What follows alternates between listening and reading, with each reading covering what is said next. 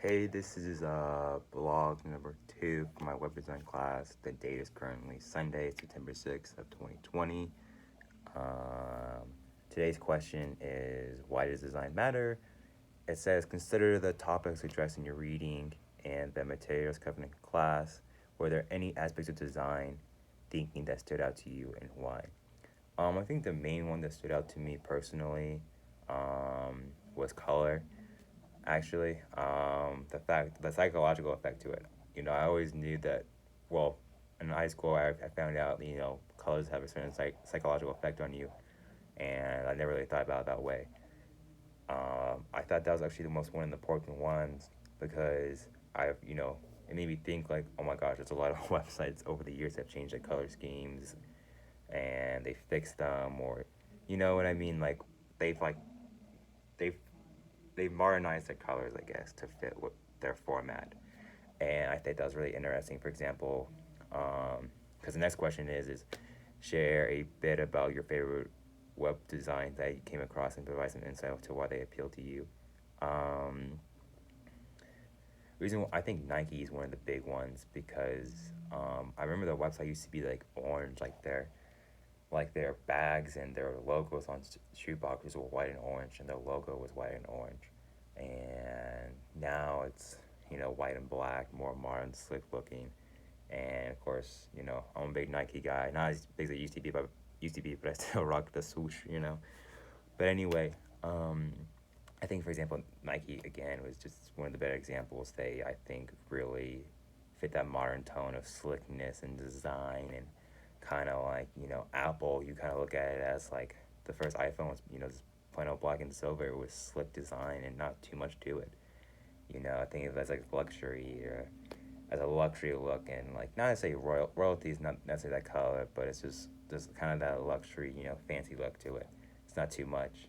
So, and the shirt, this is black and silver, and this is black and white. So speaking of that type of color, but when the reading, it talked about for web design how you know in the book it says and I totally agree with it. I think we talked about a lot in class too that if you don't have a if you don't have a great web design, that you would have to, like, if you don't have a great web design, like, and it looks sloppy or not that great, it looks like you don't really care about your business or what you're trying to provide on the website, and visitors or consumers won't ever buy from you, or won't likely return to buy from you because they don't think you don't care about the website, you don't care about what you're doing on the website. Like, if the website's not that great, they don't think your products or what you're trying to do on the website's not great either. So I think that's a good reason. And for good design, like people are like, wow, they really care about the website. They must really care about what they're trying to do for the website. So I think that's really interesting. Um, and what else is there? But I think that should. No, actually, wait. I actually wanted to address the websites we saw. Another one, which is like I saw Vexus, the internet company here in Lubbock. They really have like a family appealing with colors. It looks family friendly versus like they used to be more like business orientated for like schools and businesses. For their Wi-Fi. To lay down fiber for them. Now I feel now, and they offered it to families and houses, of course, but I don't think people ever realized it because of how they were set up originally. But now it's more bright and colored, and now it's more appealing to families as well. So for individual households. And one website we looked at was Snapchat, and I remember the guy and one of my classmates, he really ripped on it, saying like it was just so bright and unnecessary. And then some guy said that is Snapchat's signature look, and I totally agree. Like that is Snapchat's signature yellow, and I know yellow can be an off and on, but I truly think that that's their signature look, and like I couldn't see Snapchat in a different form. You know what I mean? Like I feel like if I saw Snapchat as a different color, it would like ruin. If it wasn't enough yellow, like even if it's all this yellow on the screen, I know that's Snapchat, and that's their look. So I really think that's the big purpose, and I don't think I'm gonna have to go over 5 minutes, but um, I think we really, as I from outside perspective, until I was asked to really look into a web design, like I promise you, like most people don't care. Like I feel like for most websites, I'm trying to like go in, do my thing, and get out.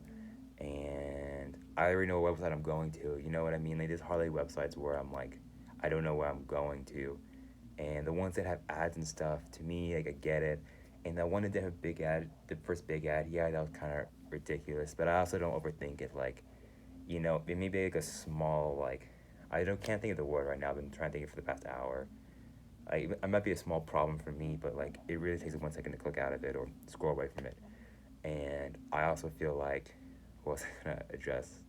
Oh yeah, like as long as you have a good website based design, I could care less about the website because I feel like, you know, you can fix the smaller flaws, but then it creates bigger problems. And to me, as long as you have a great base and little small problems that aren't really fixable to me, because no website is ever perfect, that's all that matters.